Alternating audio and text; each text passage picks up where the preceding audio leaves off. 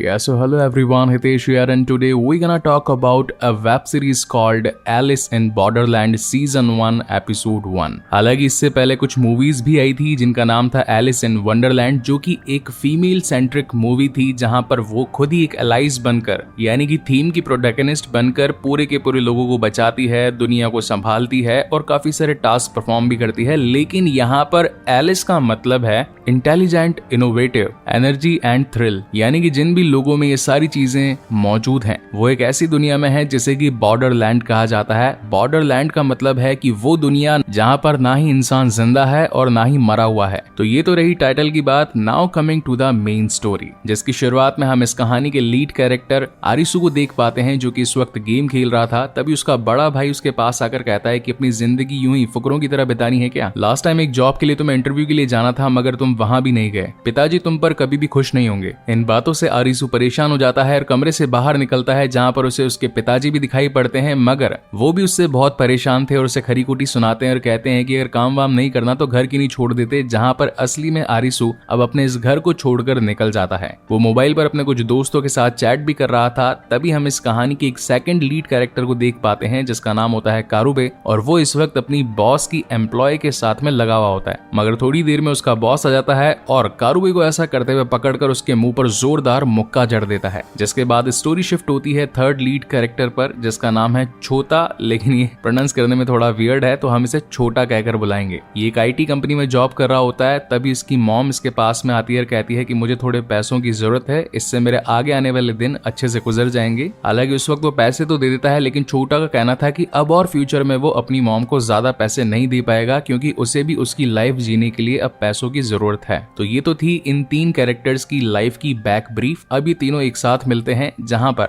शहर में काफी चिल्लम चिल्ली थी, बहुत ही भीड़ भाड़ भरा इलाका था टोक्यो। यहाँ पर यूज करने वाली लैंग्वेज है जापानीज, मगर सीरीज का नाम एक इंग्लिश नाम पर रखा गया है। ऐसा मनी हाइस्ट के साथ में भी हुआ था क्योंकि वो एक स्पेनिश सीरीज थी, लेकिन पब्लिक को अट्रैक्ट करने के लिए मनी हाइस्ट एक ऐसा नाम था जिसने बहुत सारे लोगों को एक साथ जोड़ लिया। तो यहाँ पर भी इसी स्ट्रेटेजी का काम लिया गया है। ये तीनों आपस में अपनी बेकार लाइफ के बारे में बातचीत कर रहे थे। इन दोनों को ये भी मालूम चल चुका था कि अब आरिसू ने अपना घर छोड़ दिया है, मगर कारुबे और छोटा उसे कहते हैं कि तुम्हें तुम्हारी नई लाइफ मुबारक हो। इनफैक्ट वो उसे अपने कंधे पर बिठाकर पूरा शहर भी घुमाने लगते हैं, वीडियो बनाने लगते हैं। इसी बीच जब लोगों का ध्यान उन पर जाता है तो भीड़ जमा हो जाती है, कुछ कारों का एक्सीडेंट भी हो जाता है। तो पुलिस वाले इन तीनों को पकड़ने के लिए इनके पीछे पीछे भागते हैं, मगर ये तीनों अपनी जान बचाकर एक टॉयलेट में छुप जाते हैं। लेकिन थोड़ी देर बाद में वहां सब कुछ शांति हो जाती है। कोई आकर इनका गेट खटखटाता भी है, मगर 5-10 सेकंड के बाद में वो भी गायब हो जाता है। और जब थोड़ी देर बाद लाइट्स चली जाती है, इनके फोन चलने भी बंद हो जाते हैं, तो ये वहां से बाहर निकलते हैं। और जब शहर का नजारा देखते हैं तो वहां पर नील बटा सन्नाटा था। इतने भरे पूरे शहर में एक भी शख्स मौजूद नहीं था। इन तीनों को ही अपने घर परिवार की चिंता होती है। सबसे पहले कारुबे अपने क्लब में भागता है जहां पर उसकी गर्लफ्रेंड थी, लेकिन वहां कोई नहीं था।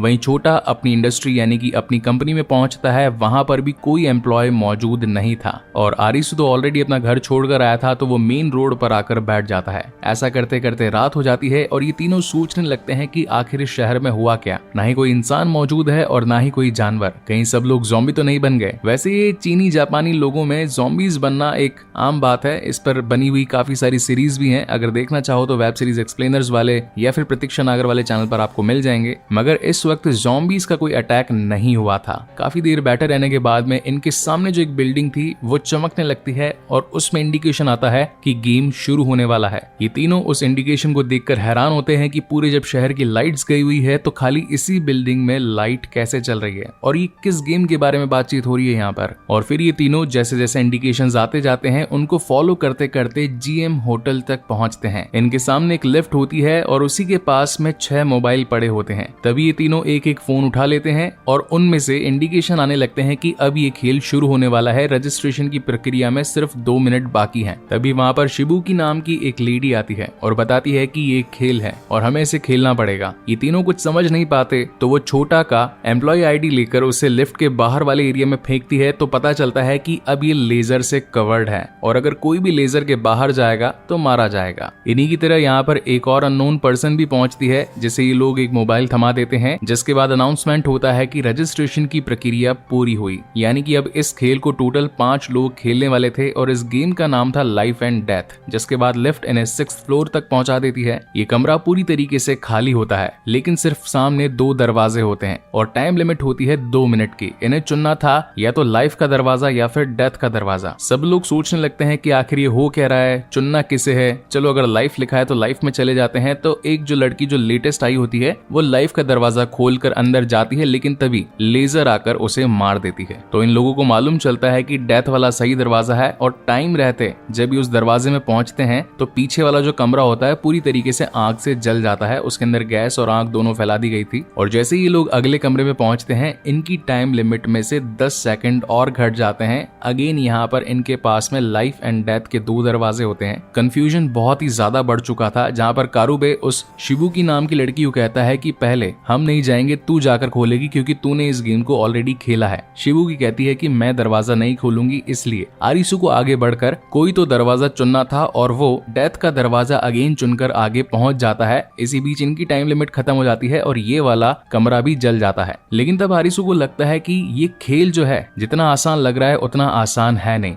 यहाँ पर 1-1 मीटर की टाइल्स लगी हुई हैं और एग्जैक्ट 9 ही लगी हुई हैं। अब क्योंकि वो एक गेमर था, बहुत ही ज्यादा गेमिंग में उसका अच्छा खासा माइंड था, इसलिए वो अपने दिमाग में इस पूरे बिल्डिंग का एक नक्शा तैयार करता है। उसे समझ में आता है कि आते वक्त यहाँ पर इस बिल्डिंग के चारों तरफ 4 BMWs खड़ी थी। उनका साइज होता है करीब 4 मीटर के आसपास। जिसके बाद में वो इस बिल्डिंग का डायमीटर भी निकालता है और उसे पता चलता है कि बिल्डिंग पूरी तरीके से चौकोर है। इसका मतलब टोटल 9 कमरे होने चाहिए, 2 हमने पार कर दिए। अब अगर हमें अगला सही कमरा चूज करना है तो हमें इसके डायरेक्शन के अकॉर्डिंग चलना होगा। जिसके बाद वो ऐसे करते करते और बाकी के 5 रूम भी क्लियर कर लेते हैं। लेकिन लास्ट रूम के आते ही वो कंफ्यूज हो जाता है, क्योंकि जो डायग्राम उसने पेपर पर बनाया था अब उसके अकॉर्डिंग सारे कमरे खत्म हो जाने चाहिए और जिस डायरेक्शन में बाहर निकलना होना था वहां वो दरवाजा होता ही नहीं है। लेकिन तब आरिसु का दिमाग काम करता है और छोटा ने अपने फोन में जो वीडियो बनाई थी जैसे ही वो इस कमरे में आए थे, तो उस कमरे की वीडियो को देखने पर इन्हें मालूम चलता है कि जिस कमरे में वो लड़की जाने वाली थी वो एक छोटा सा कमरा था, यानी कि हाफ साइज। और अगर ये 8वां रूम है और अगर वो आधा रूम है तो इसका मतलब इन दरवाजों के आगे एक और आधा रूम होगा, तब जाके काउंटिंग में 9 रूम्स कंप्लीट होंगे। और ऐसा करके ये लाइफ वाला दरवाजा खोल लेते हैं और इनकी जान बच जाती है, मगर छोटा घायल हो जाता है। सीढ़ियों से नीचे उतर जाने के बाद में इन्हें इस खेल को जीतने पर एक चिड़ी की तिग्गी मिलती है और फोन में इंडिकेशंस आते हैं कि ये गेम खत्म हो चुका है, आपने इस खेल को जीत करके अपना वीजा 3 दिनों के लिए बढ़ा लिया है। तभी वहां पर टूटी फूटी हालत में एक शख्स आता है और कहता है कि अब मुझे ये खेल नहीं खेलना और आज वैसे भी मेरे वीजा का आखिरी दिन है। तभी एक लेजर आकर उसे मार देती है और ये सभी इसी कश्मकश में फंस जाते हैं कि आखिर हम लोग कहां पर हैं, ये गेम कौन खिलवा रहा है, इसके पीछे का मकसद क्या है और वीजा के खत्म हो जाने पर क्या हम खुद ब खुद ही मारे जाएंगे। इसी के साथ हमें कहानी की एक और लीड कैरेक्टर दिखाई जाती है जिसका नाम होता है उसाकी, जो कि एक बिल्डिंग के ऊपर खड़े होकर मरते हुए लोगों को देख रही थी। और इसी तगड़े सस्पेंस के साथ ये शानदार एपिसोड यहीं पर खत्म होता है। आई होप गाइस कि ये वीडियो आपको पसंद आया हो। इसका नेक्स्ट एपिसोड हम जल्दी लेकर आएंगे, सो तब तक के लिए keep watching and stay safe. मिलते हैं अगले वीडियो में।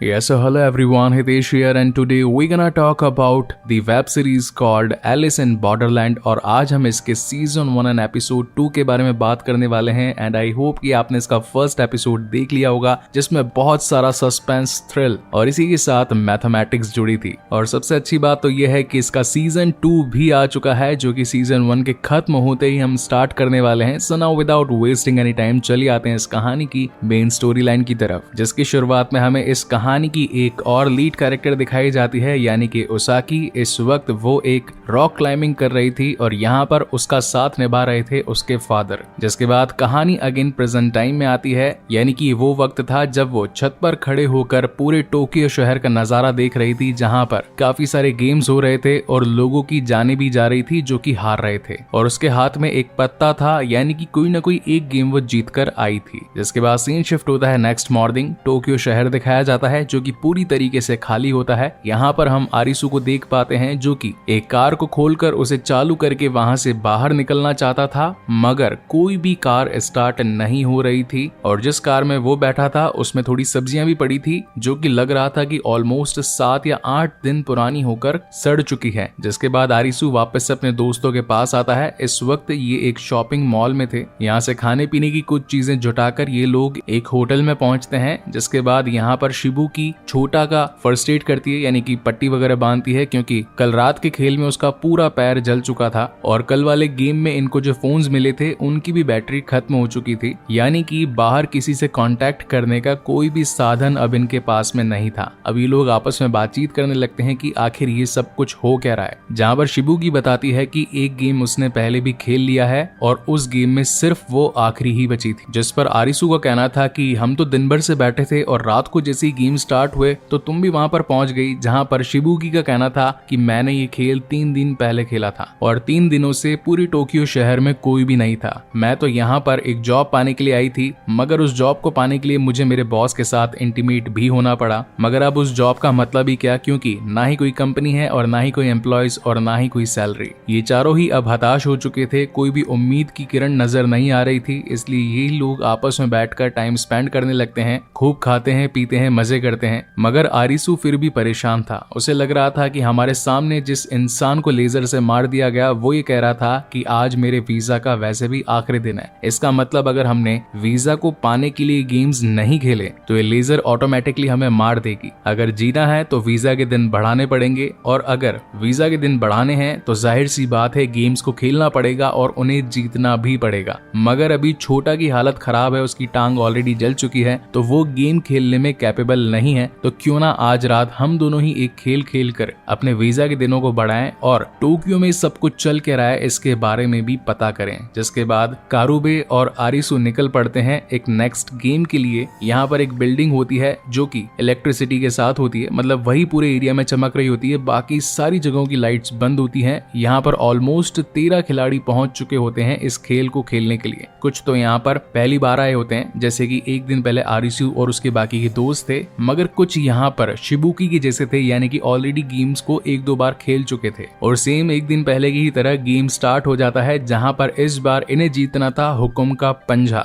गेम का नाम था टैग गेम और इस खेल में इन्हें बचना था एक शिकारी से, और ये बिल्डिंग जो कि मात्र 2 घंटे के अंदर खत्म, यानी कि पूरी तरीके से विस्फोट होने वाली है, उससे बचने के लिए एक सेफ जोन भी ढूंढना था। मीनवाइल हम शिबुकी और छोटा को देख पाते हैं। इस वक्त शिबुकी छोटा को उसके पास्ट लाइफ के बारे में पूछ रही थी कि आखिर वो इतना दुखी क्यों है, उसका फ्यूचर को लेकर के क्या एम्बिशन था, वो क्या बनना चाहता था, और इसी दौरान वो उसके करीब आने की कोशिश भी करती है। यहाँ पर खेल में एक और बंदा होता है जिसका नाम है शुंतारो, जो कि ऑलरेडी एक्सपीरियंस होल्डर लग रहा था कि उसने इस खेल को कई बार खेला है। इसी बीच आरिसू और कारुबे के पास में एक शख्स और आता है जो कि प्रोफेशनली एक कॉन्ट्रैक्टर था और बताता है कि वो ऑलरेडी 5 खेल खेल चुका है। इसी के साथ वो इन दोनों को इन पत्तों के पीछे का राज भी बताता है, यानी कि अगर चिड़ी का कोई पत्ता आया तो यानी कि टीममेट एक साथ मिलकर खेलना होगा, अगर ईंट आया तो वो कोई फिजिकल चैलेंज होगा, अगर हुक्म आया तो फिजिकल के साथ साथ टीममेट्स की भी जरूरत पड़ेगी, और अगर लाल का आया तो वो होगा दिल का खेल, जिसमें दिल की बाजी लगाकर इस खेल को जीतना होगा। और नंबर्स का मतलब ये है कि जितने ज्यादा नंबर बढ़ते जाएंगे, यानी कि 3 के ऊपर 4, 4 के ऊपर 5, तो डिफिकल्टी लेवल उतना और बढ़ता जाएगा। जहाँ एक तरफ ये सभी गेम के रूल समझ रहे थे, वहीं दूसरी ओर शिबुकी छोटा को अपनी तरफ अट्रैक्ट करके उसका माइंड वॉश कर रही होती है, ताकि अगले गेम्स में वो आराम से जीत पाए और किसी और की जान लेकर खेल को पूरा कर सके। इसी के साथ हम छोटा की एक बैक लाइफ भी देख पाते हैं, जहां पर उसकी मॉम एक साधु बाबा के चक्कर में पड़ गई थी और उन्हें हर वक्त पैसे भी दिया करती थी और अच्छा फ्यूचर पाने के चक्कर में खुद भी उनके साथ इंटीमेट हुआ करती थी। Now coming back to the present time, यहाँ पर एक शिकारी इनके बीच आ चुका था जिसके हाथ में एक बंदूक थी और सर पर एक घोड़े का मास्क था,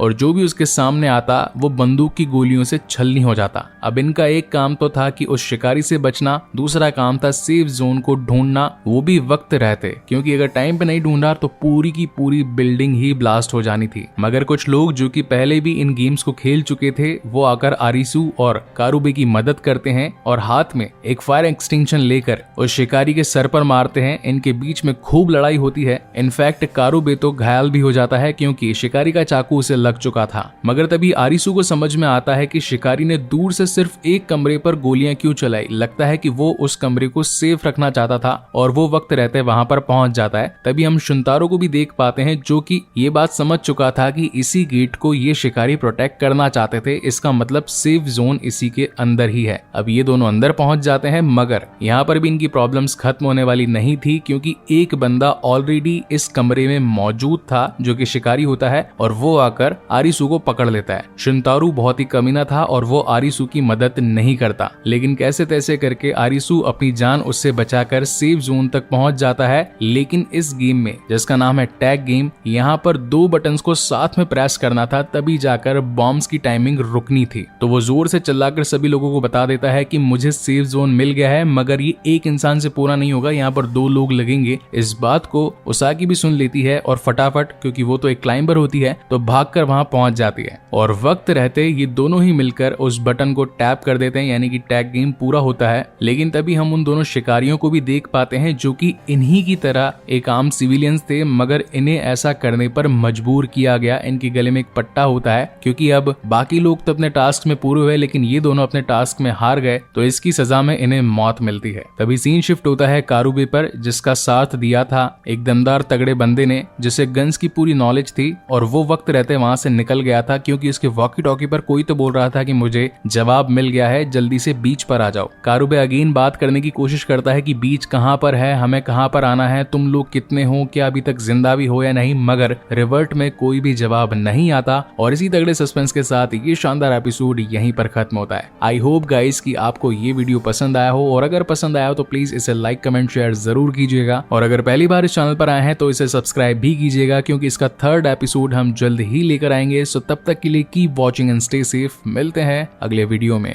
Yes, so hello everyone, Hitesh here and today we gonna talk about the web series called Alice in Borderland, और आज हम इसके सीजन 1 एंड एपिसोड 3 के बारे में बात करने जा रहे हैं। आई होप आपने इसके 1st एंड 2nd एपिसोड को देख लिया था, जो कि अल्टीमेट थ्रिल और इसी के साथ मैथमेटिक्स पर बेस्ड था। तो आज इसके 3rd के बारे में हम बात करने जा रहे हैं। So now without wasting any time चलिए आते हैं डायरेक्टली इस कहानी की मेन स्टोरी लाइन की तरफ, जिसकी शुरुआत में पिछले गेम की कुछ झलकियां दिखाई जाती है, जहां पर सीन शिफ्ट होता है उसी बिल्डिंग में जिस वक्त ये लोग गेम को जीत चुके थे और इन्हें मिल चुका था हुक्म का पंजा, यानी कि अब इनके पास में 5 दिन का वीजा आ चुका था। अब भले ही अगले ये 4 दिन या 5 दिन कोई भी खेल खेले या नहीं खेले, ये लोग जीत सकते हैं, लेकिन अगर वीजा खत्म हो गया तो चाहे भले गेम खेले भी या फिर ना खेले, लेजर आकर इन्हें शूट करके इनकी जान ले लेगी। इसी बीच हम शुनतारो को देख पाते हैं, जो कि उस लेडी के पास आया होता है और उसकी जीप चेक करने पर उसे एक छोटा सा नक्शा मिलता है, लेकिन ये किस चीज का नक्शा था वो तो हमें बाद में ही मालूम चलेगा। जिसके बाद सीन शिफ्ट होता है उसी होटल में जहां पर ये लोग रुके हुए थे। आरिसू और कारुबे की हालत बहुत ही ज्यादा खराब होती है, जहां पर शिबुकी इन्हें थोड़ी सी दवाइयां देती है, खाना पीना बनाकर देती है और पूछती है कि आखिर तुम्हारा खेल कैसा गया, तुम्हें कितने दिन का वीजा और मिला है। इस पर इनके बीच में बहुत सारी डिस्कशन भी होती है। इसी बीच कारुबे के पास में जो वॉकी टॉकी पड़ा था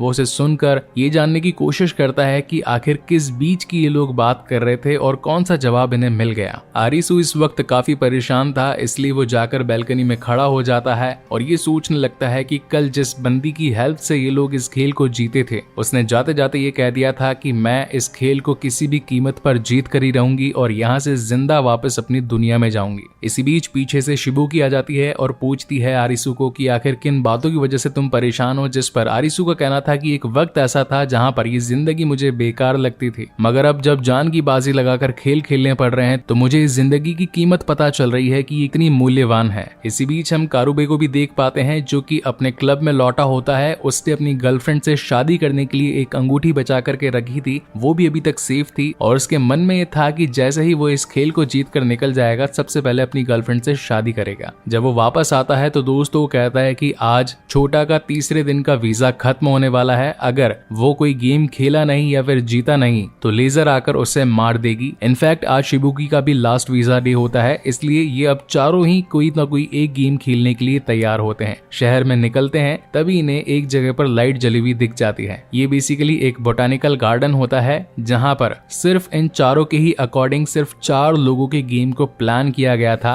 यहाँ पर कुछ मास्क भी रखे हुए थे, बहुत सारे हथियार थे और आई कॉन्टैक्ट वाले डिवाइस थे, और पहले की तरह कुछ मोबाइल्स, यानी कि ऑलमोस्ट 4 ही मोबाइल पड़े थे, जिनमें इस गेम के इंस्ट्रक्शन आते हैं कि भेड़ को भेड़िए से बचना है और भेड़िया जिस भी औजार से चाहे भेड़ को जान से मार सकता है। इस खेल के आखिर में सिर्फ एक ही जना बचेगा, तो जान बचाने के लिए भेड़िए से छुप कर रहो। जिसके बाद खेल की टाइम लिमिट स्टार्ट हो जाती है। इस बार खेल था खाली 20 मिनट्स का, और इन लोगों के सामने जो चश्मे और हेडफोन पड़े थे ये चारों ही इन्हें पहन लेते हैं। जिसके बाद स्क्रीन पर दिखाया जाता है कि जो भी शख्स किसी की आंखों में देखेगा तो वो पर्सनैलिटी कन्वर्ट हो जाएगी, यानी कि अगर भेड़ होगा तो वो भेड़िया भेड़िया बन जाएगा और अगर भेड़िया होगा तो भेड़ बन जाएगा। जहाँ पर कारुबे को ये बात समझ में आती है कि अगर भेड़िया ही सिर्फ भेड़ का शिकार कर सकता है तो बिना आंखों में देखे अगर भेड़िए को मार दिया जाए तो तीनों भेड़े आराम से बच सकती हैं। तो इस वक्त शिबू की भेड़िया बनी हुई थी तो ये लोग इसे मारने के लिए इसके पीछे पीछे भागते हैं, मगर आरिसू ऐसा करना नहीं चाहता था तो वो गलती से उसकी आंखों में देख लेता है और अब वो भेड़िया बन जाता है। तो कारुबे को तो ये बात मालूम थी कि भेड़िए को जान से मारना है, तो उसके भी दिल में कहीं ना कहीं आता है कि वो आरिसू को जान से मारकर इस खेल को जीत जाए और अपनी जान बचा ले। मगर भेड़िया बना आरिसू ये नहीं चाहता था, इसलिए वो कहीं छुप कर जाकर कांच की मदद से अपने जो बाकी की औजार वो लेकर आया था उससे अपने इस पट्टे को खोलने लगता है, क्योंकि ऐसा ही पट्टा उसने एक दिन पहले उन आंटी जी के गले में देखा था जिसे कि गेम खिलवाने पर मजबूर किया गया था। तो यहाँ पर इन चारों के ही बीच में खूब सारा चेज होता है। ये लोग एक दूसरे को ढूंढने की बहुत कोशिश करते हैं। धीरे धीरे अब वक्त भी निकलता जा रहा था और ऑलमोस्ट अब खेल में सिर्फ 3 मिनट ही बचे थे। अब क्योंकि ये तीनों दोस्त बचपन से ही दोस्त थे, इन्हें याद आती है अपनी पुरानी यादें कि किस तरीके से इन्होंने स्कूल में बंक मारी, पैसे वैसे चुराए, खूब सारी पार्टियां करी, नूडल्स खाते वक्त कभी कभी तो नाक से भी नूडल बाहर आ जाया करते थे। इन सब के कुछ ना कुछ सपने हुआ करते थे, मगर गेम का रूल यही था कि सिर्फ एक ही जना एंड में बचकर बाहर जाएगा। तो यहाँ पर कारुबे इनफैक्ट छोटा भी अपना खुद का सैक्रिफाइस करने के लिए तैयार था। वैसे शिबुकी तो इस गेम को जीतना चाहती थी, लेकिन इन तीनों की इन बातों को सुनकर वो भी पसीज जाती है, उसका भी दिल पिघल जाता है और वो भी खुद का सैक्रिफाइस करने के लिए तैयार हो जाती है। और ये तीनों ही बाकी बचे हुए 2 मिनट 50 सेकंड तक कुछ भी नहीं बोलते हैं। आरिसू इन्हें चिल्ला चिल्ला कर ढूंढने लगता है कि तुम लोग कहाँ पर हो, मुझे इस खेल को नहीं जीतना, मैं तो हारना चाहता हूँ, मैं तुम लोगों की जान बचाना चाहता हूँ। मगर बाकी दोस्त आरिसू को जिताने के लिए कुछ भी नहीं बोलते और जब आखिर के 10 सेकंड बचते हैं तो सब एक दूसरे को दिल से शुक्रिया करते हैं। और भेड़िया होने की वजह से आरिसू तो बच जाता है, मगर जो तीनों भेड़े होती है टाइम के खत्म हो जाने पर भेड़िए को न मारते हुए इन्हें सजा मिलती है मौत की, और इन तीनों के गले में जो पट्टा होता है उसके फट जाने से ये तीनों ही मारे जाते हैं। आरिसू अपने दोस्तों की लाशों के पास आकर बहुत रोता है, क्योंकि इस जीत से उसने बहुत कुछ खो दिया था। उसके वो दोस्त जो कि हमेशा उसके साथ थे, यानी कि कारुबे और छोटा, अब उसके पास नहीं थे। हालांकि इस जीत के बाद में उसे दिल का सत्ता तो मिल जाता है, मगर इस जीत की वजह से वो पूरा का पूरा टूट चुका था। और इसी तगड़े सस्पेंस के साथ ये शानदार एपिसोड यहीं पर खत्म हो जाता है। क्या कभी आप लोग भी ऐसा खेल खेलना चाहेंगे जहां पर दिल की दोस्ती पर बात आ जाए या फिर घर के रिलेशंस के ऊपर बात आ जाए? अगर इस सिचुएशन में आप होते तो क्या करते, वो भी मुझे कमेंट सेक्शन में जरूर बताइएगा। अगर ये वीडियो पसंद आया हो तो इसे लाइक कमेंट शेयर जरूर कीजिएगा, और अगर पहली बार इस चैनल पर आए हैं तो इसे सब्सक्राइब भी जरूर कीजिएगा, क्योंकि आगे आने वाले टास्क और गेम्स बहुत ही ज्यादा इंटरेस्टिंग होने वाले हैं। सो तब तक के लिए keep watching and stay safe. मिलते हैं अगले वीडियो में। Yes, so hello everyone, Hitesh here and today we're gonna talk about the web series called Alice in Borderland, और आज हम इसके सीजन 1 एंड एपिसोड 4 के बारे में बात करने जा रहे हैं। और पर्सनली कहूँ तो मुझे ये वाला एपिसोड बहुत ज्यादा पसंद आया। वो क्यों आया वो मैं आपको इसके एंड में बताऊंगा। So now without wasting any time चलिए आते हैं इस कहानी की मेन स्टोरी लाइन की तरफ, जिसकी शुरुआत में हम उसाकी को देख पाते हैं, जिसने अभी अभी एक ट्रैप बनाया था और उसमें एक खरगोश पकड़ा गया था। पहले तो ये लग रहा था कि वो उसे प्यार करेगी, उससे बचाएगी, मगर वो तो में हम हैरान परेशान हुए जमीन पर लेटे हुए आरिसू को देख पाते हैं, जिसने की लास्ट नाइट दिल वाले गेम में एक दिल का सत्ता जीता था, मगर दोस्तों को खो दिया था। इसके गम में अब उसने अपनी जीने की इच्छा को छोड़ दिया था। वहां से उसाकी गुजर रही थी और वो ये देखती है कि क्या ये इंसान जिंदा है या मर गया। उसे ये तो मालूम चल जाता है कि वो जिंदा है, मगर कोई भी हरकत नहीं कर रहा, इसलिए वो उसे छोड़कर वहां से चली जाती है, क्योंकि उसे आगे के गेम में जीतने के लिए खुद को स्ट्रॉन्ग भी बनाना था। वो एक प्लेस पर जाती है जहां पर उसने अपना एक सीक्रेट हाइड आउट बना रखा था, जो कि बाकी लोगों की पहुंच से बहुत दूर था। यहाँ पर उसने एक लाइट से भी जा चुकी थी, खाली वही चीजें चल रही थी जो कि इलेक्ट्रॉनिक चिप पर बेस्ड ना हो। अब इनमें मोबाइल्स भी आते हैं, कार्स भी आती हैं, बहुत सारी इलेक्ट्रॉनिक चीजें आती हैं। जिसके बाद वो एक लाइब्रेरी में जाती है, कुछ बुक्स वगैरह पढ़ती है, और अगले दिन वहीं से गुजरती है तो देख पाती है कि स्टिल आरिसू वहीं पर भी पड़ा था। उसने 1 इंच की भी दूरी तय नहीं करी थी, मतलब कि वो हिला भी नहीं था वहां से, और जैसे ही पड़ा था बिल्कुल वैसे ही एज इट इज था। इन चीजों को देखकर ओसाकी अपने पास्ट में चली जाती है, और यहाँ पर अगेन हमें पिछले वाले एपिसोड से वो वाला सीन दिखाया जाता है जहाँ पर उसने एक पहाड़ को क्लाइंब कर लिया था और वो अपने पिताजी के साथ उस पहाड़ की चोटी पर बैठी थी। इन दोनों के ही बीच में बातें होने लगती है, जहाँ पर वो अपने फादर से पूछती है कि अगर आपके सामने भगवान आ जाए और वो आपसे एक विश मांगने को कहें तो आप उनसे क्या मांगेंगे? जिस पर उसके फादर कहते हैं कि हे भगवान, मैं चाहता हूँ कि इस दुनिया में और पहाड़ बनाओ, वो पहाड़ भी बना दो जिस पर पर आज तक कोई चढ़ा नहीं, तो मैं जाऊंगा उस पर चढ़ूंगा और एक नई बुलंदी को हासिल करूंगा। फिर उसके फादर उससे पूछते हैं कि मान लो अगर भगवान तुम्हारे सामने आ जाए तो तुम क्या मांगोगी, जिस पर वो कहती है कि जो है जैसा है अच्छा है, मैं तो चाहती हूँ कि बस हर कोई खुश रहे, बस अब इस दुनिया में और बदलाव नहीं होने चाहिए, क्योंकि धीरे धीरे अगर ये पेड़ पहाड़ भी खत्म हो जाएंगे तो इस धरती का सौंदर्य भी खत्म हो जाएगा। जिसके बाद इस करती है, खूब रनिंग वगैरह करती है और वापस से जब आकर देखती है आरिसू को तो उसने खाना खा लिया था। इन दोनों के ही बीच में बातचीत होती है कि अपनों को खोने का गम हम समझते हैं, जब कोई अपना इस दुनिया से चला जाता है तो बहुत बुरा लगता है, मगर इसी के साथ वो हमें जीने का जज्बा भी देकर चले जाते हैं और ये बताकर चले जाते हैं कि हमारे जीवन की क्या अहमियत है। तुम्हारे पास अभी वीजा के कितने दिन बचे हैं, जहां पर आरिसू बताता है कि आज मेरा लास्ट दिन है। इसी के साथ ओसाकी का भी आज लास्ट दिन होता है, इसलिए इन्हें एक खेल और खेलना होता है, ताकि उसको फॉलो करते करते जब ये आगे बढ़ते हैं तो इन्हें एक बस नजर आती है जिसके अंदर ऑलरेडी 3 लोग मौजूद होते हैं। अभी टोटल 5 लोग इस गेम के कंपेटिटर्स होते हैं। इन्हें इनके मोबाइल मिल जाते हैं और गेम के रूल्स ये थे कि आपको इस खेल के लक्ष्य तक पहुंचना है, यानी कि गोल तक पहुंचना है, और इस खेल का नाम होता है दूरी। टाइम लिमिट होती है 2 घंटे की। अब यहाँ पर सभी लोग सोचते हैं कि अगर दूरी इस खेल का नाम है तो हमें जितना ज्यादा दूरी हो सके वो तय करनी होगी। अभी हम 0 पर हैं, तो ये लोग उस बस को चालू करने की कोशिश करते हैं, मगर वो बस जो कि डीजल से चलती थी उसमें इस वक्त डीजल नहीं था। तो ये लोग सोचते हैं अगर नहीं भी देखा होगा तो एज यूजुअल उन सभी का लिंक आपको इस वीडियो के डिस्क्रिप्शन में मिल जाएगा, जहां से जाकर आप उन्हें चेकआउट कर सकते हैं। ये सीरीज अब दिन ब दिन और भी ज्यादा इंटरेस्टिंग होती जा रही है। So now without wasting any time चलिए आते हैं इस कहानी की मेन स्टोरी लाइन की तरफ, जिसकी शुरुआत में हमें 2 स्ट्रेंजर्स दिखाए जाते हैं जिनका वीजा आज खत्म होने जा रहा था और आज ये एक बहुत बड़े झूले के पास आए होते हैं जो कि गेम अरेना बन चुका था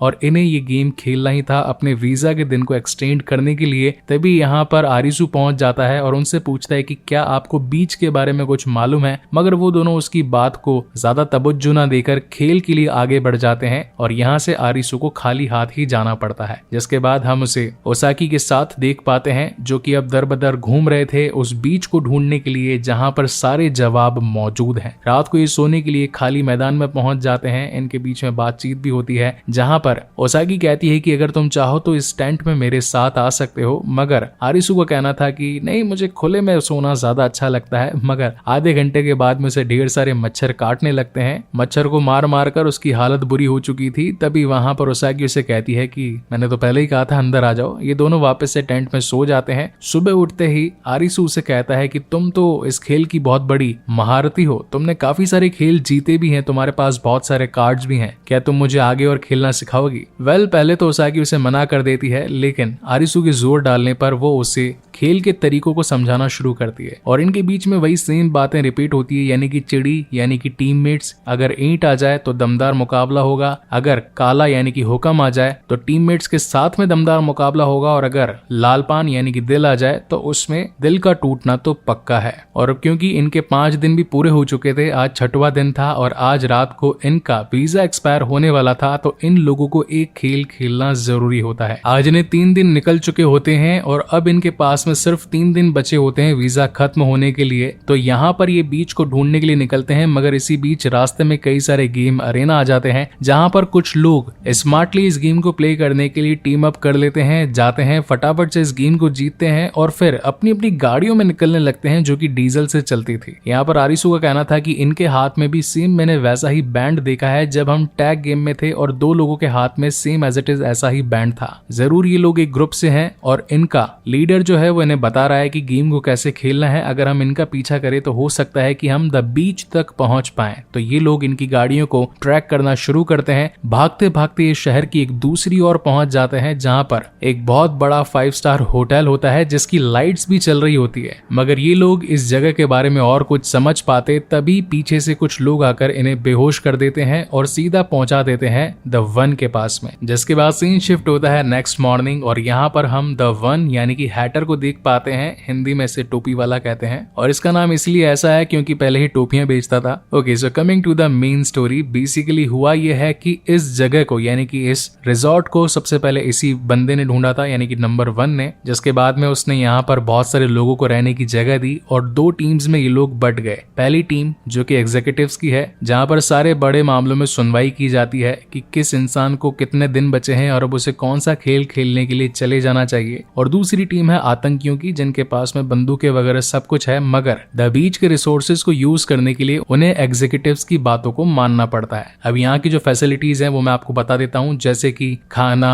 पीना, गाड़ियों के लिए पेट्रोल, इसी के साथ यहाँ की जो बिजली है वो भी जनरेट होती है डीजल से, जो कि इस बीच पे भरपूर मात्रा में मौजूद है। और ये जो हमारे हैटर भैया हैं, इन्होंने यहाँ के 3 रूल्स बना रखे हैं। रूल नंबर 1, खेल को मिल बांट कर खेलो, स्ट्रेटजीज बनाओ और जो भी खेल अभी तक खेल करके आ चुके हो बाकी लोगों में भी सारी सूचना वगैरह डिस्ट्रीब्यूट करो, ताकि आगे आने वाले मुश्किल खेलों को ये मजबूती से खेल पाए। नियम नंबर 2, जीते गए जितने भी कार्ड्स होंगे वो द बीच की प्रॉपर्टी होंगे, यानी कि नंबर 1 की प्रॉपर्टी होंगे। नंबर 3, गद्दारों को मार दिया जाएगा, यानी कि कोई भी कार्ड्स को चुराने की कोशिश करे या फिर इस बीच में यानी कि इस रिजॉर्ट में कुछ भी घपला वगैरह करे तो उसे सीधा उड़ा दिया जाएगा। इसी के साथ ओसाक और आरिसु इन दोनों को भी बैंड्स मिल जाते हैं और फिर ये पहुंचते हैं बीच में, यानी कि यहाँ की प्रॉपर्टी के सेंटर लाइन में, जहां पर ढेर सारे कंपेटिटर्स कह सकते हैं या फिर टोक्यो में बचे हुए लोग कह सकते हैं, जो कि इस वक्त एंजॉय कर रहे थे क्योंकि इन्हें नहीं पता आज इनका आखिरी दिन होगा। भरपूर मस्ती, नाच गाना, खूब दारू, पार्टी, ड्रग्स, सब कुछ यहाँ पर अवेलेबल था और ये इनका खूब मजा उठा रहे थे। इसी के साथ आरिसु की नजर शिंतारो पर भी जाती है, जो कि एक लड़की के साथ बातचीत कर रहा था और वो भी आरिसु से ज्यादा स्मार्ट था, जिसने कि पहले काफी सारे खेलों में जीत हासिल करी थी। और फिर जब रात हो जाती है तो जिन लोगों का भी वीजा खत्म होने वाला था, उन्हें एक्सटेंड करना था, तो ये लोग एक नए गेम अरीना में पहुंच जाते हैं। यहाँ पर पूरा का पूरा मेला लगा हुआ था और ऑलमोस्ट 50 से ज्यादा लोग मौजूद थे और इनका टास्क था जानवरों से बचना, वो भी 1 घंटे के अंदर। लेकिन अगर आप उन जानवरों को मार देते हो तो आपको अच्छे पॉइंट्स मिलते हैं, जैसे कि शेर, चीता, बाघ, कौवा, इन सभी को आप मारते हो तो आपको पॉइंट्स मिलते जाते हैं। इन्हें टोटल 150 पॉइंट्स जुटाने थे। अगर ये टास्क कंप्लीट हो जाता है 1 घंटे में तो ये सारे लोग जो कि एंड में बच जाएंगे, उन सभी को जीतने पर गेम में से एक कार्ड मिलेगा। अब क्योंकि इनमें आतंकी भी शामिल होते हैं जिनके पास में गन्स वगैरह, आर्म्स, बहुत सारी चीजें होती है, तो इसकी मदद से ये लोग इस टास्क को जीत जाते हैं और इनको भी ऑलमोस्ट 7 दिनों का वीजा मिल जाता है। और अब क्योंकि शुंतारो ने एग्जीक्यूटिव मेंबर्स के सामने आरिसु की बहुत तारीफ करी थी, तो यहाँ की एक एग्जीक्यूटिव मेंबर आरिसु का दिमाग चेक करने के लिए आज उसे गेम में ले जाती है। हालांकि भले ही उसके पास वीजा के दिन बचे हुए थे, मगर उसे आरिसु को टेस्ट करना था, जिसके बाद ये लोग एक गेम अरीना में पहुंचते हैं। अब यहाँ पर टास्क ये होता है कि ये लोग एक बंद चैम्बर में होते हैं और पानी धड़ाधड़ गिर रहा होता है और कुछ बिजली की तारें लटक रही होती है। वहीं पर एक छोटा सा दरवाजा भी होता है जिसके अंदर एक बल्ब होता है। इनके सामने 3 लीवर्स होते हैं और मौका सिर्फ एक होता है। अगर सही लीवर चुना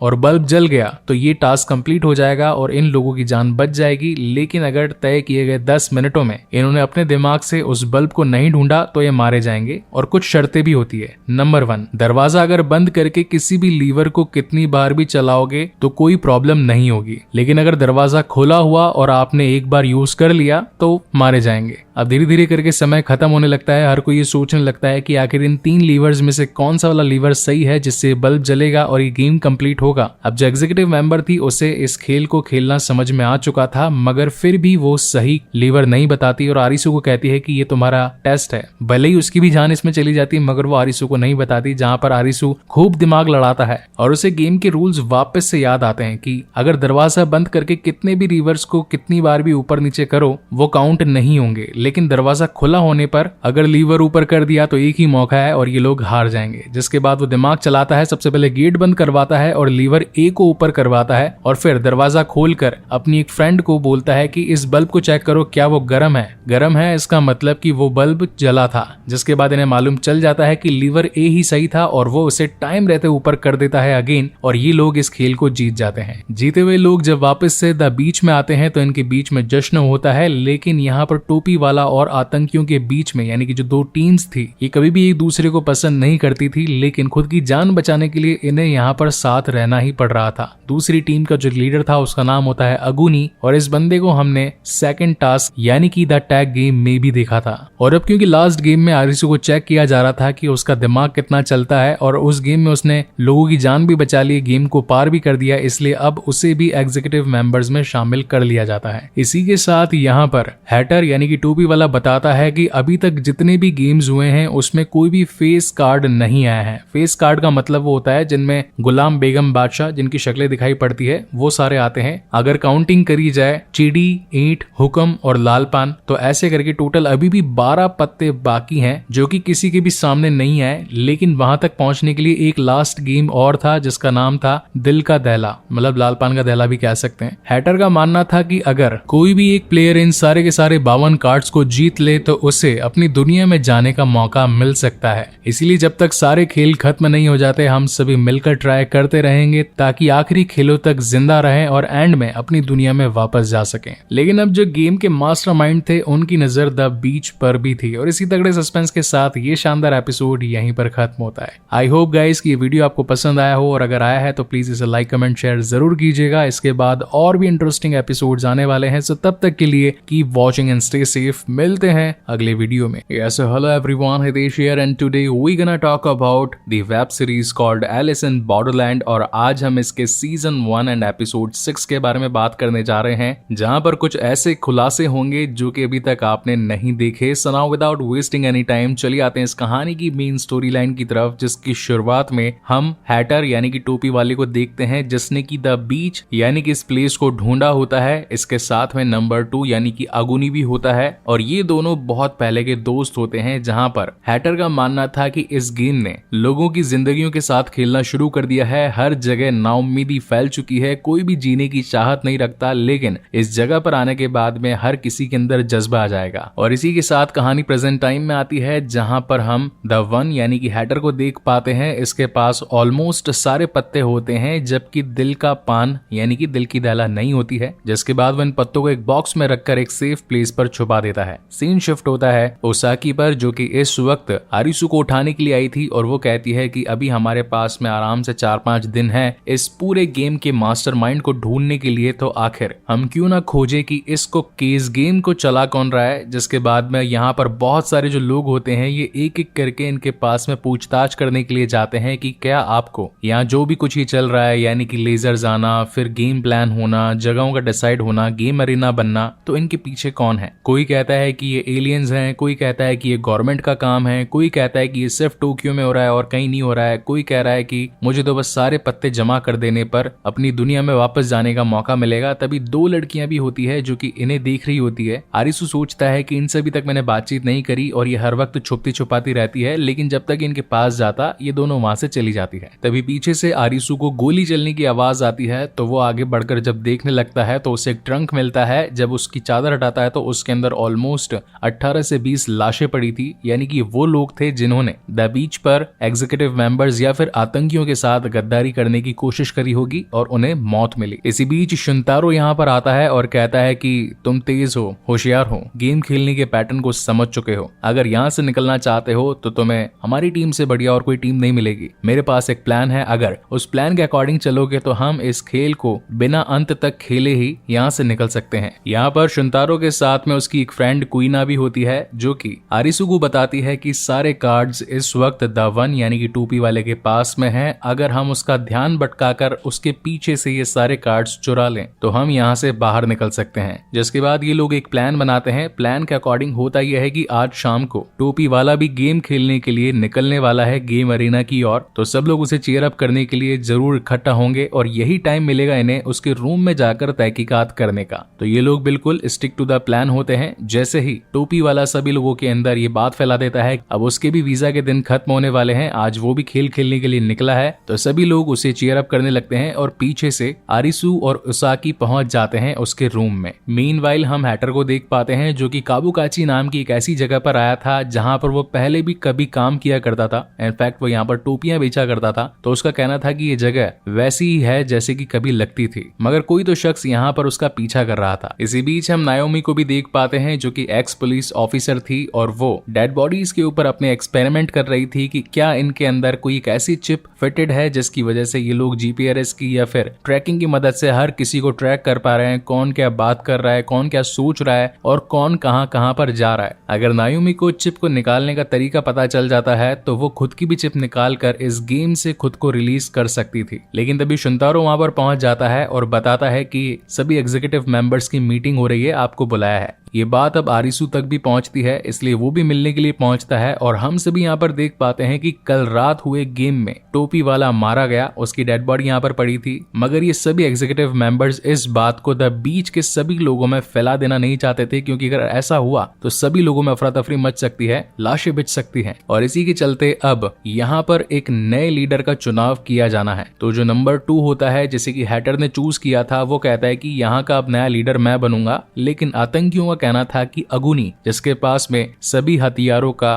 कमांड है, तो उसे ही बनना चाहिए। लेकिन कोई भी इस बात पर अग्री नहीं होता। तो वहीं पर खड़ा एक शख्स जिसके हाथ में बंदूक होती है, वो हर किसी को बंदूक की नोक पर डराने लगता है और कहता है कि अगर तुमने अगुनी के लिए अपना हाथ नहीं उठाया तो दुनिया से ही उठ जाओगे। और अब अपनी जान की परवाह करते हुए सभी लोग अगुनी को अपना वोट दे देते हैं और वो बन जाता है यहाँ का सेकंड लीडर। इसी के साथ गेम के कुछ नियम भी थे कि अगर पहला वाला लीडर मारा जाता है तो सेकंड वाले लीडर को काला लिफाफा मिलेगा। अब इस काले लिफाफे का मतलब ये था कि उसमें पासवर्ड लिखा था उस सेफ का, जिसमें ये सारे पत्ते रखे गए थे। और शर्त ये थी कि जो दूसरा लीडर बनेगा वो अगेन उसको रीड करके एक और ब्लैक लिफाफे में डालकर उस पर सील लगा देगा। यानी कि जब सेकंड वाला मर जाएगा तो थर्ड वाले को ये पासवर्ड पास ऑन हो जाएगा। अब यहाँ आरिसू, शांतुरो, इसी के साथ ओसाकी की मीटिंग होती है, जहां पर ये लोग सोचते हैं कि टोपी वाला नहीं रहा, इसलिए हमें अगेन नए गेम के लिए स्ट्रेटेजी सोचनी पड़ेगी। अगुनी जो कि बहुत ही ज्यादा खतरनाक है, अगर वो किसी काम में बिजी हो जाए तो आज रात ही हम ये काम कर सकते हैं, क्योंकि कहीं ना कहीं मैंने उसकी आंखों में सेफ का पासवर्ड पढ़ लिया था और वो मैं तुम्हें तब बताऊंगा जब तुम लॉकर के सामने होगे। तो अगेन ये लोग अपने प्लान को एग्जीक्यूट करने लगते हैं, जहां पर आज शाम की मीटिंग में अगुनी को जब सेकंड लीडर बनाया जा रहा था तो इस बीच का हर बाशिंदा वहां पर मौजूद था, जबकि पीछे से आरिसू और ओसाकी निकल पड़ते हैं उस पासवर्ड इसी के साथ उस सेफ को ढूंढने के लिए, जिसमें सारे ताश के पत्ते रखे हुए थे। बड़ी मेहनत के साथ में आरिसू उस सेफ को ढूंढ भी लेता है और जब पासवर्ड मांगता है तो शुंतारो बताता है कि पासवर्ड है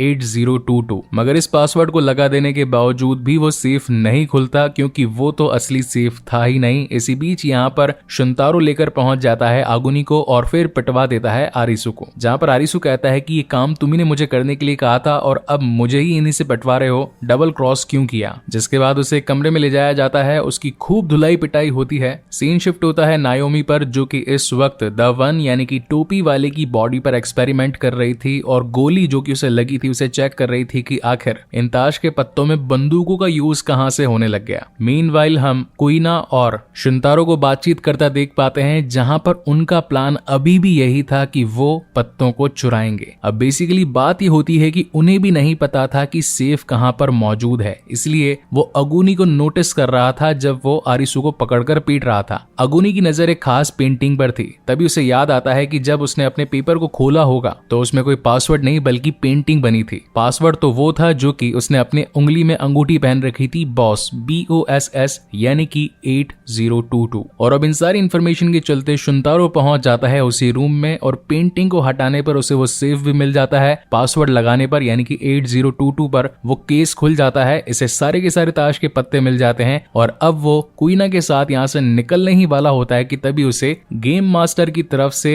रेड लाइंस या फिर रेड लेजर्स दिखाई पड़ती है। और जब वो एक ID कार्ड वहां पर फेंक कर मारता है तो मालूम चल जाता है कि अब उन्हीं का ये द बीच बन चुका है गेम अरेना, यानी कि कोई भी यहाँ से जिंदा बाहर नहीं जा सकता। जिसके बाद में सीन शिफ्ट होता है रिजॉर्ट के बीच में और यहाँ पर जितने भी लोग मौजूद हैं अब वो बन चुके थे कंपेटिटर्स। उन सभी को एक एक मोबाइल मिल जाता है और गेम के इंस्ट्रक्शन ये थे कि आज एक विच ने 2 बहनों में से एक को जान से मार दिया है। ये दोनों ही हमेशा साथ साथ रहा करती थी। अब जिसने भी इसे मारा है वो द विच है, वो लड़का भी हो सकती है और लड़की भी हो सकती है। आप सभी का काम है उसे ढूंढना और बदले की आग में जलाना। इस काम को करने के लिए आपको मिलते हैं 2 घंटे और ये खेल शुरू होता है अब। और इसी तगड़े सस्पेंस के साथ ये शानदार एपिसोड यहीं पर खत्म हो जाता है। आई होप गाइस कि वीडियो आपको पसंद आया हो और अगर पसंद आया है तो इसे लाइक कमेंट शेयर जरूर कीजिएगा और अगर पहली बार इस चैनल पर आए हैं तो इसे सब्सक्राइब करे बिना मत जाइएगा, क्योंकि अब जो लास्ट के एपिसोड्स आने वाले हैं वो बहुत ही ज्यादा सस्पेंस और थ्रिल से भरे हुए हैं, जो कि मैं जल्दी इस चैनल पर लेकर आऊंगा। सो तब तक के लिए keep watching and stay safe. मिलते हैं अगले वीडियो में।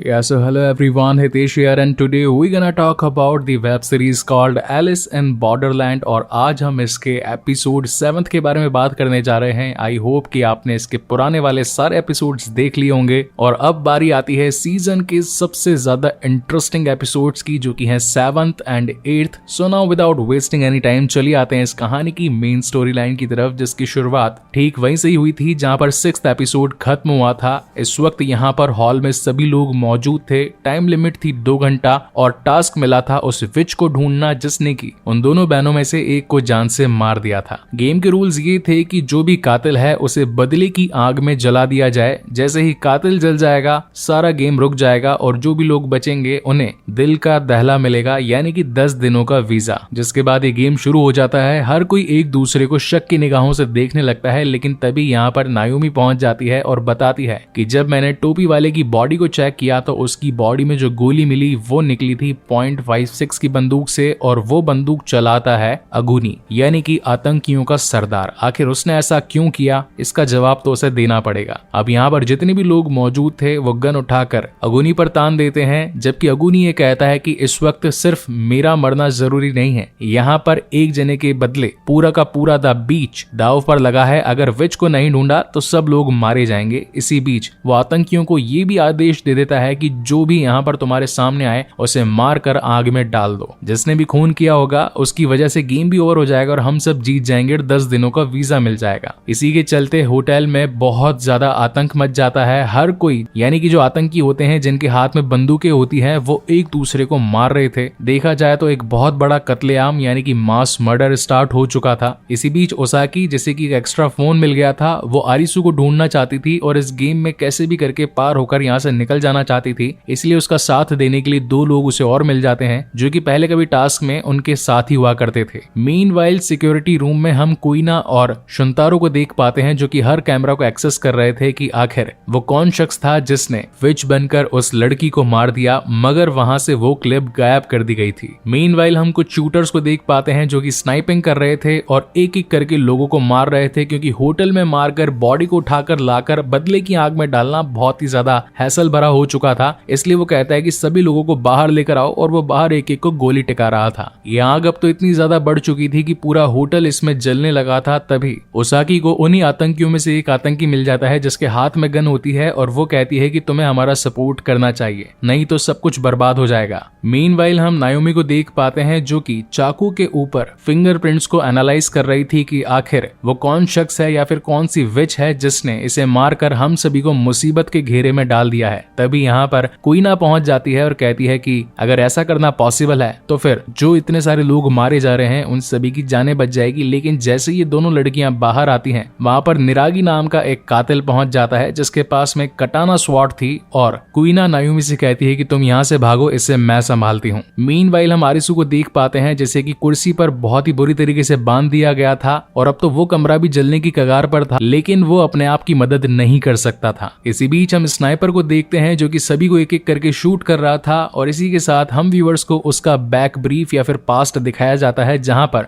वो एक बहुत ही मामूली सा लड़का था और अपने दोस्तों से हर वक्त मार खाया करता था। चलते फिरते ये दोस्त कभी उसे थप्पड़ मार दिया करते थे तो कभी बेसबॉल की बॉल से उसका मुंह तोड़ दिया करते थे और इन्हीं सारे गमों ने आज उसे इतना मजबूत बना दिया कि वो एक पत्थर दिल इंसान बनकर हर किसी को मौत के घाट उतार रहा था। मगर तभी यहाँ पर शुंतारो पहुंच जाता है और कहता है कि मासूमों को मारकर क्या मिलेगा, अगर दम है तो मुझसे बात कर। अब जहाँ एक तरफ इन दोनों की लड़ाई स्टार्ट होती है वहीं दूसरी ओर हम कुइना और निरागी को देख पाते हैं जो कि बहुत ही तगड़ी फाइट कर रहे थे। हालांकि एक के हाथ में तलवार थी और बेचारी दूसरी निहत्थ थी। खैर लड़ाई तो बायर्स थी लेकिन गेम को जीतना है तो करना ही पड़ेगा। इसी के साथ हमें कुइना की बैक स्टोरी भी दिखाई जाती है जहां पर वो एक लड़का थी, उसके फादर एक कराटे मास्टर थे और आज वो उसे लड़ना सिखा रहे थे, मगर हर बार वो फेल हो जाया करता था। इसी के साथ उसे मेकअप करना बहुत ही ज्यादा पसंद था। कह सकते हैं कि इस लड़के में कहीं ना कहीं लड़कियों वाले जीन्स आ चुके थे। अब इसके ऊपर एक बहुत बढ़िया इंडियन सीरीज बनी है जिसका नाम है ताली, जो कि मैंने आज से करीब 4 महीने पहले एक्सप्लेन करी थी। अगर वो आप देखना चाहते हैं तो हितेश नागर वाले चैनल पर अवेलेबल है। Now coming back to the main story, उसके पिताजी अगर उसे बहुत धोते हैं, पीटते हैं और कहते हैं कि आखिर एक लड़का होकर तू लड़कियों वाली हरकतें क्यों कर रहा है, अगर ये सारी चीजें अगेन करता रहेगा तो बेटर ये है कि घर से ही निकल जा। जहां पर ये बंदा अपने घर से निकल जाता है और अब उसकी ये वाली यानी कि कुइना वाली लाइफ स्टार्ट हो चुकी होती है। मीनवाइल हम निरागी की भी स्टोरी देख पाते हैं जो कि एक बहुत ही गरीब परिवार से था। उसके पास कमाने के लिए कोई साधन नहीं था,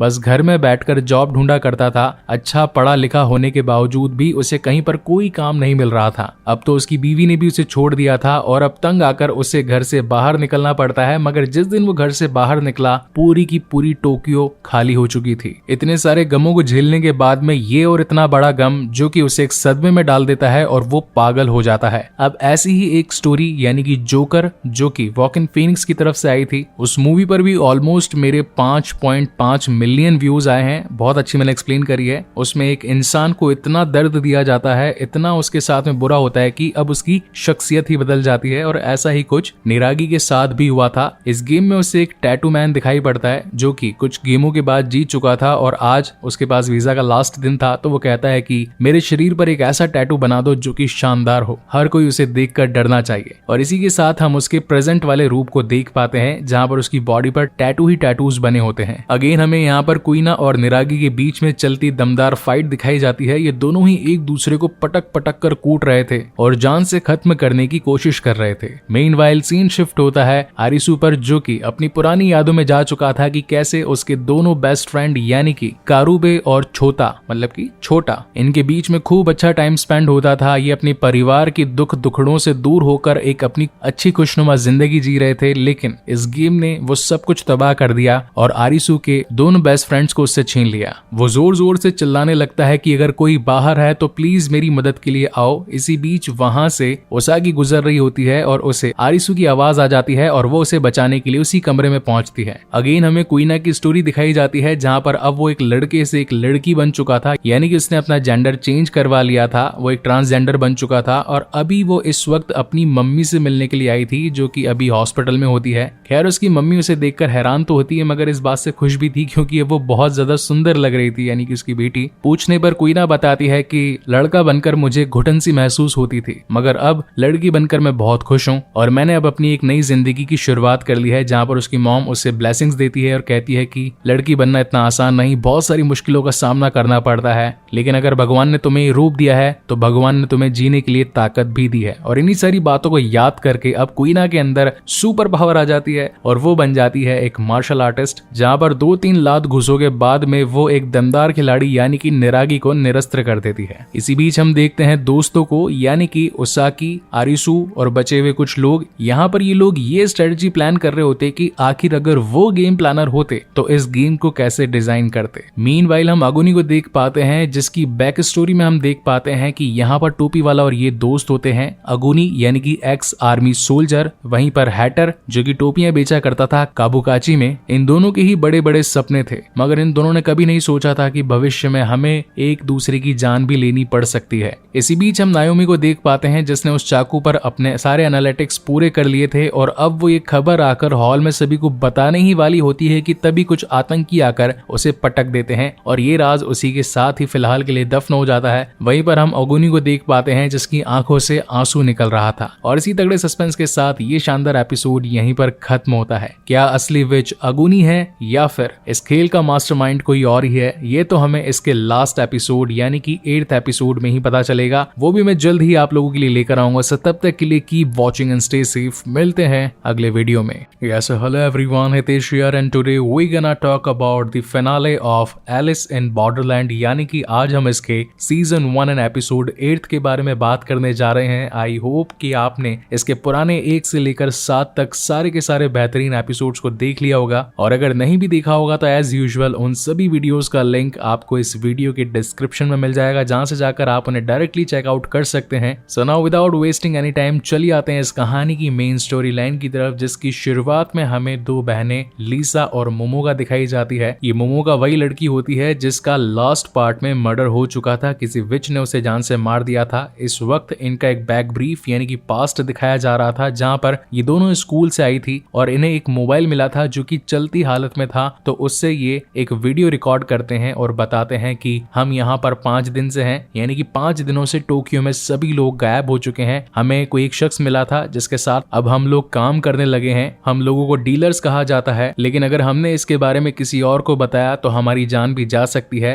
मगर ये लोग जिनके साथ हम काम कर रहे हैं, हमारा काम है लोगों के लिए ट्रैप्स बनाना। बहुत बार हम उन लोगों के साथ भी खेलते हैं। मगर इसी के साथ मोमोगा अंदर नीचे रेलवे स्टेशन की ओर जाने लगती है, लेकिन लीजा उसे मना करती है मगर फिर भी वो चली जाती है। अगेन यहाँ पर कहानी प्रेजेंट टाइम में शिफ्ट हो जाती है, जहाँ पर ढेर सारा खून खराबा हो रहा था और हर एक इंसान को मार मार कर बदले की आग में जलाया जा रहा था। इसी बीच आरिसू यहाँ पर पहुंच जाता है और सभी लोगों से कहता है कि अगर मैं गेम प्लानर होता तो सबसे पहले छुपता नहीं बल्कि उन लोगों को खत्म करवाता जो कि मुझे मार सकते हैं कभी भी। इसी के साथ यहाँ पर नायोमी भी पहुंच जाती है और कहती है कि जो गोली टोपी वाले को लगी थी वो जिसकी बंदूक से निकली थी वो अगुनी ही था। तो यहाँ पर हर कोई आकर अगुनी को पॉइंट आउट करने लगता है और सभी को लगता है कि वही असली खूनी है, इसे मारकर हम सभी लोग बच जाएंगे, जल्दी से इसे बदले की आग में फेंक देते हैं। तो यहाँ पर अगुनी भी खुद से आकर कह देता है कि हाँ ठीक है, मारो मुझे और जलाकर राख कर दो। लेकिन अभी भी उसकी आंखों से आंसू आ रहा था, जहाँ पर आरिसू सभी लोगों को ऐसा करने से रोकता है और बोलता है कि अगुनी असली कातिल नहीं है। इसकी आंखों में वैसा ही दर्द महसूस हो रहा है जब मैंने अपने खास दोस्तों को खो दिया था। मेरे अंदर भी जीने की चाहत खत्म हो चुकी थी, मैं बस मरना चाहता था और आज वैसी ही सेम कंडीशन अगुनी की भी हो चुकी है। इसके साथ कुछ तो गलत हुआ है। जहाँ पर हमें अगुनी का पास्ट दिखाया जाता है। ये दोनों दोस्त होते हैं यानी कि टोपी वाला और अगुनी, और इन दोनों ने ही द बीच यानी कि इस रिजॉर्ट को ढूंढा था और ये तय किया था कि जो भी लोग अपनी उम्मीद हार चुके हैं उनको हम एक नई उम्मीद देंगे, ये झूठ बोलकर कि जिसने भी सारे पत्ते हासिल कर लिए वो जा पाएगा अपनी असली दुनिया में। असली दुनिया जैसा कुछ भी नहीं है, हम यहाँ पर आकर सिर्फ फंस चुके हैं। मगर सच्चाई इतनी कड़वी थी कि लोगों से डाइजेस्ट नहीं हो पाती, इसी वजह से उसने किसी को भी इस बारे में नहीं बताया कि ये सिर्फ लोगों में आस भरने का एक जरिया है। हालांकि गेम में कुछ लोग ऐसे भी थे जो कि ये पता चल जाने पर कि सारे पत्ते जमा करने से अपनी दुनिया में वापस जाया जा सकता है तो वो टोपी वाले के साथ गद्दारी करते हैं, जहां पर टोपी वाला ये आखिरी नियम बनाता है कि गद्दारों को जान से मार दिया जाए। मगर उन गद्दारों को मारने की गिनती दिन ब दिन बढ़ती ही जा रही थी, जहां पर अगुनी का ये सोचना था कि हमने इस द बीच को तब शुरू किया था जब लोगों में जीने की चाहत भरनी थी, ना कि उन्हें खत्म करने का हमारा मकसद था। तो अब आखिर हम उनकी और मौत को क्यों लेकर जा रहे हैं। जिसके बाद सीन उस दिन पर शिफ्ट होता है जहां पर टोपी वाले का गेम अरेना के अंदर एक गेम था। उस गेम को वो आसानी से जीत चुका था, मगर लास्ट में उससे मिलने के लिए अगुनी आया था और वो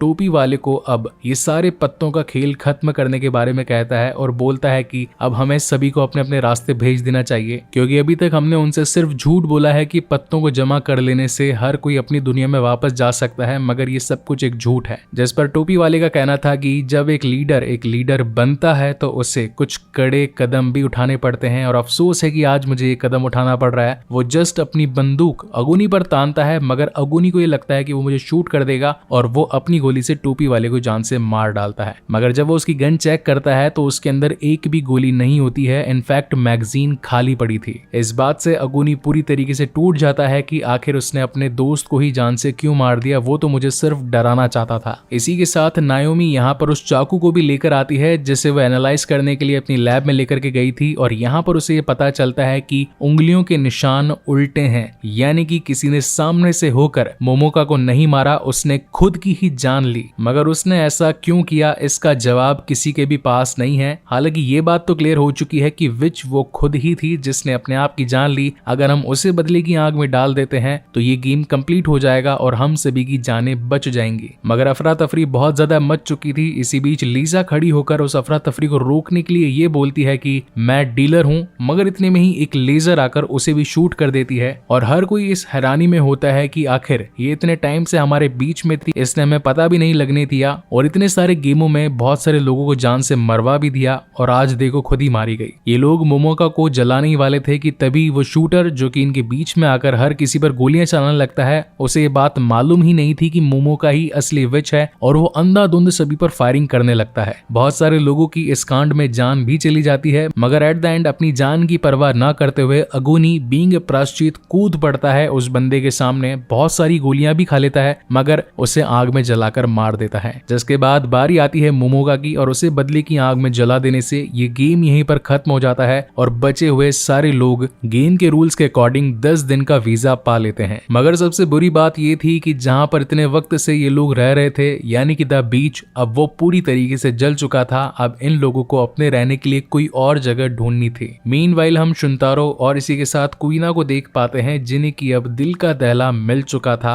यानी कि सारे पत्ते कंप्लीट हो चुके थे। सीन शिफ्ट होता है नेक्स्ट मॉर्निंग जहां पर आरिसू को वो मोबाइल मिल चुका था जो कि मोमोका के जेब में था। उस मोबाइल के अंदर जो रिकॉर्डिंग थी अब इसे पूरा देखते हैं, जहां हम व्यूअर्स को पता लगता है कि ये जो दोनों बहनें थी ये नीचे जाती है रेलवे स्टेशन में। यहाँ पर एक दरवाजा भी होता है, उसमें कोड लगा होता है और दरवाजे में जाने के बाद में यहाँ पर एक बहुत बड़ा सेटअप होता है जहाँ पर काफी सारे लोग काम कर रहे होते हैं, मगर ये भी एक्चुअल बॉस नहीं होते हैं, ये भी बॉस के अंडर काम कर रहे होते हैं, जिनका काम होता है हर किसी पर नजर रखना, सेटअप को तैयार करवाना, कुछ लोगों को शिकार तो कुछ लोगों को शिकारी बनाना। इसी के साथ इन दोनों बहनों को ये टास्क भी मिला था कि तुम्हें कई बार लोगों के साथ में परफॉर्म करना है, गेम खेलना है। अगर कोई इस गेम को बहुत ही जल्दी जीतने वाला हो तो उसका ध्यान भटकाना है, उसे जान से मार डालना है। लेकिन अगर किसी को भी तुम्हारी असलियत के बारे में मालूम चला तो तुम भी जान से मारे जाओगे। खैर, अब इतनी सारी इन्फॉर्मेशन मिल चुकी थी तो यहाँ से आरिसू और ओसाकी निकल पड़ते हैं उसी सबवे स्टेशन की और नीचे जाने पर लॉक इन्हें खुला मिलता है, यानी कि कोई तो इनके पहले यहाँ पर आ चुका था। और जब यहाँ का सीन हम देख पाते हैं तो सारी की सारी एलईडीज बंद होती है और जो भी एम्प्लॉयज यहाँ पर काम कर रहे थे उन्हें जान से मार दिया गया होता है, वो भी लेजर के थ्रू। अब बेसिकली हुआ ये होता है कि जिस तरीके से गेम अरेना के अंदर जितने भी लोगों को टास्क मिला था कि विच को ढूंढो और अपनी जान बचाओ, तो उसी तरीके से यहाँ पर बैठे लोगों का ये टास्क था कि गेम अरेना वाले लोग कंप्लीट ना कर पाए। तो जाहिर सी बात है, अरेना वाले लोग जीते हैं तो यहाँ वाले लोग हार चुके हैं, तो हार के बदले इन सभी को मिलती है मौत। मगर सबसे शॉकिंग बात यह थी कि इस वक्त यहाँ पर शुंतारो और इसी के साथ कुइना भी पहुंच चुकी थी, जहां पर आरिसू को यह पूछना था कि तुम्हें इस जगह के बारे में कैसे मालूम चला। यहाँ पर शुंतारो बताता है कि जब हमने टैग गेम खेला था तो एक कंपेटिटर की जेब में मुझे एक छोटा सा डायग्राम मिला, हालांकि मुझे काफी वक्त लग गया इसका जवाब ढूंढने में कि ये एक नक्शा था इसी जगह का। और अब जब ये चारों साथ में होते हैं तो यहाँ की एलईडीज ऑटोमेटिकली स्टार्ट हो जाती है और इस गेम में जो कभी एग्जीक्यूटिव मेंबर्स में से एक हुआ करती थी वो इनके सामने आकर बताती है कि आप चारों ने बड़ी ही सूझबूझ के साथ में बाकी सारे पत्तों को हासिल कर दिया है, मगर अभी भी फेस कार्ड्स बाकी हैं। फेस कार्ड्स का मतलब हो गया गुलाम, बेगम और बादशाह। अब आगे चलकर ये खेल और भी ज्यादा इंटरेस्टिंग होगा, जहां पर डेंजरस खेल खिलवाए जाएंगे, लोगों की जानों के साथ में और खिलवाड़ होगा और देखते हैं कि अंत में कौन एलिस बचता है। जिसके बाद हम टोक्यो शहर का सीन देख पाते हैं, जहां पर बड़े बड़े एयर बलून्स के साथ में पत्ते फैलाए जाते हैं, जिनमें है गुलाम, बेगम और बादशाह। यानी कि ये सीजन 2 के लिए डायरेक्ट इंडिकेशन है और इसी के साथ ये सीजन 1 यहीं पर खत्म होता है। सो गाइज, आपको ये एपिसोड और ये वीडियो कैसा लगा प्लीज मुझे कमेंट सेक्शन में जरूर बताइएगा। और अगर पहली बार इस चैनल पर आए हैं तो इसे सब्सक्राइब भी जरूर कीजिएगा, क्योंकि हम इसका सेकंड सीजन जल्द ही लाने वाले हैं। सो तब तक के लिए keep watching and stay safe. मिलते हैं अगले वीडियो में।